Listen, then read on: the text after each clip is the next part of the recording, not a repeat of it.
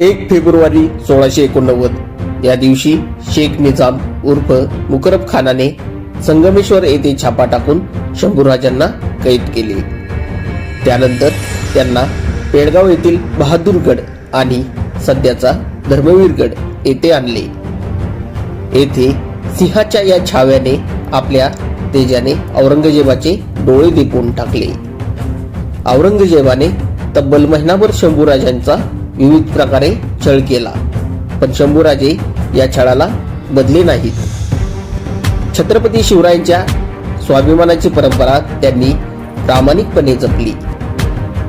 औरंगजेबाने हर प्रकारे त्यांना झुकवण्याचा प्रयत्न केला. त्यांची जीभ छाटली, त्यांचे डोळे फोडले, परंतु मराठ्यांच्या या छत्रपतीने ताठमानेने छळाला सामोरे जाणे पसंत केले. एवढा अत्याचार झाल्यानंतर सुद्धा राजांना मृत्यू स्पर्श देखील करू शकला नाही. त्यामुळे हतबल झालेल्या औरंग्याने राजांची रवानगी तुळापूर येथे केली. 1 फेब्रुवारी ते 11 मार्च असा तब्बल 39 दिवसांचा अत्याचार सहन केल्यानंतर औरंगजेबाने तुळापूर येथे राजांची अतिशय निर्घृणपणे हत्या केली. मराठ्यांचा हा महान राजा या प्रसंगाला अतिशय धीरोदात्तपणे सामोरा गेला आणि अजरामर झाला. राजांची हत्या केल्यानंतर त्यांच्या मस्तकाची क्रूर आणि पाताळ यंत्री औरंगजेबाने भिंड काढली आणि त्यांच्या शरीराचे अवशेष इतरत्र फेकून दिले.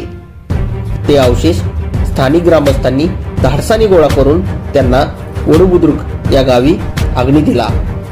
त्यामुळे तुळापूर हे शंभूराजांचे बलिदान स्थळ असून वडबुद्रुक हे त्यांचे समाधीस्थळ आहे. पुढे शंभूपुत्र श्री शाहू महाराज यांची मोगली कैदेतून सुटका झाल्यानंतर त्यांनी वडबुद्रुक या ठिकाणी त्यांचे समाधीस्थळ उभारले.